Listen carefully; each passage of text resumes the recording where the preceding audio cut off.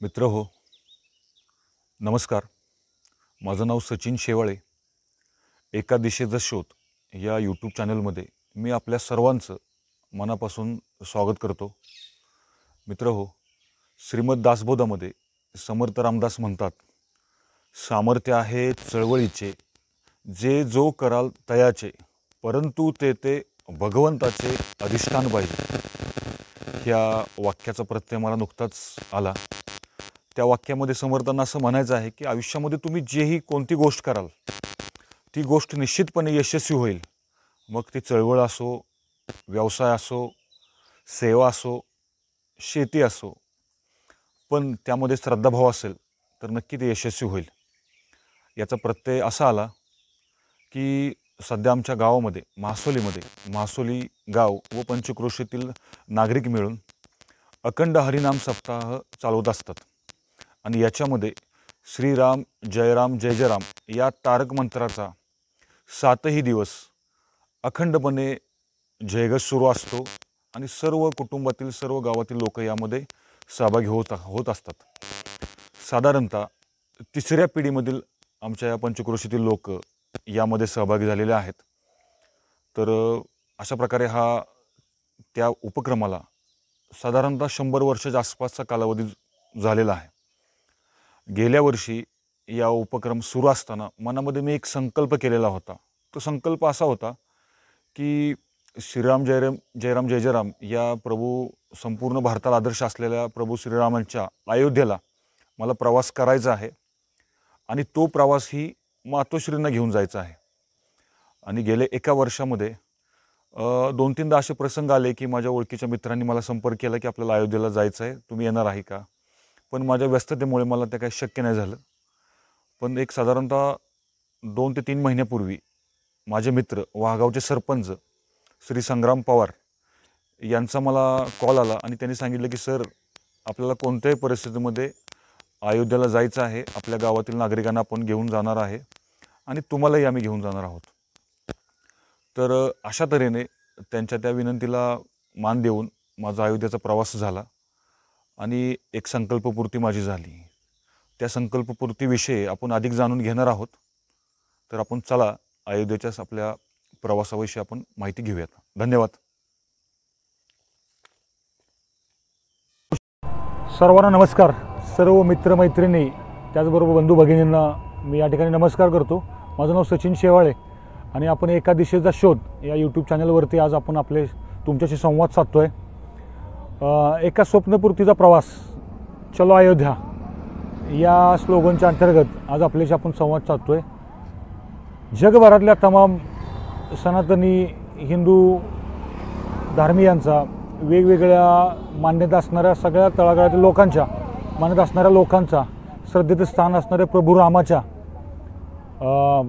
नगरीमध्ये आज आपण या ठिकाणी आहोत. अयोध्यामध्ये शरयू, माझ्या पाठीमागे जी नदी बघतोय आपण ती शरयू नदी आहे. या शरयू नदीला विशेष असा एक ऐतिहासिक संदर्भ आहे.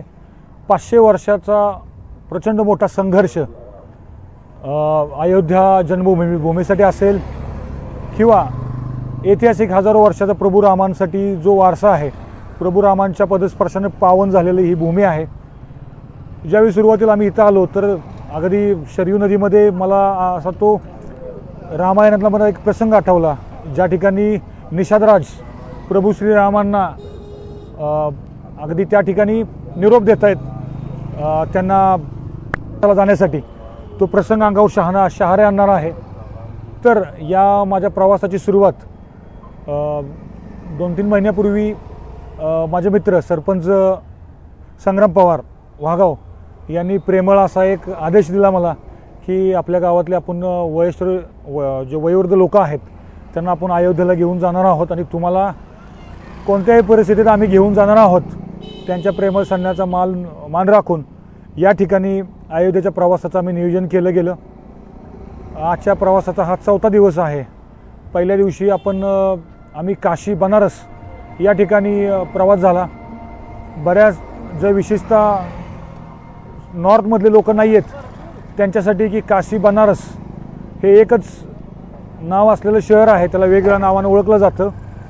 आणि काशी बनारसला एक विशिष्ट एक मान्यता आहे, विशिष्ट त्याला एक स्वरूप आहे, ऐतिहासिक संदर्भ आहे आणि हजारो वर्षापासून एक सांस्कृतिक महत्त्वाचं केंद्र आहे.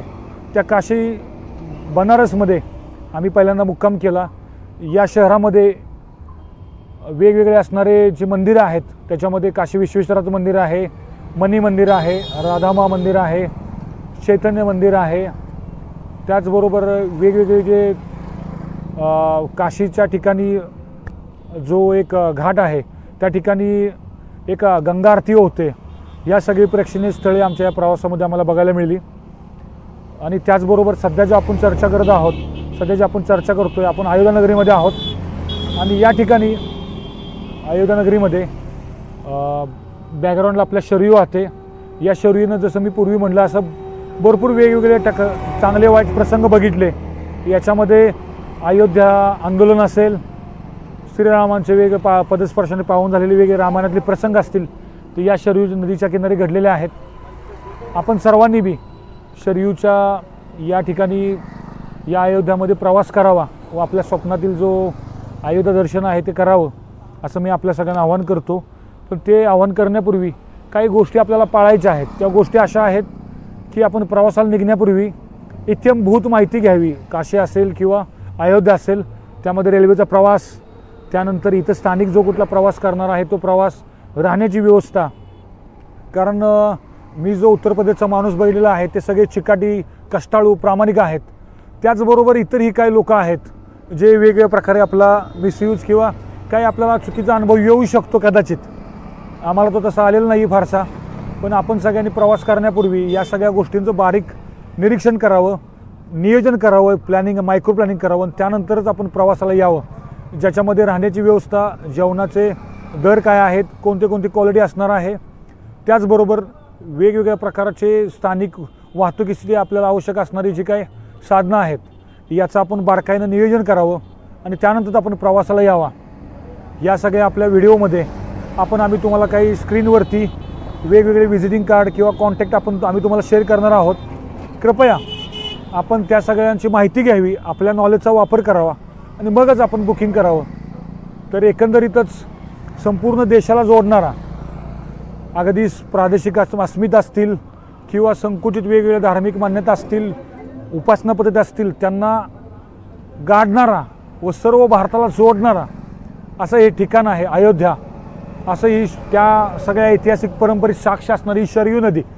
आपण सगळ्यांनी अशा प्रकारच्या अयोध्येच्या प्रवासाला यावं आणि त्याचा सगळ्यात आनंद घ्यावा.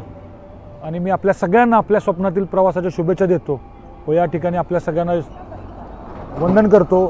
जय श्रीराम. धन्यवाद.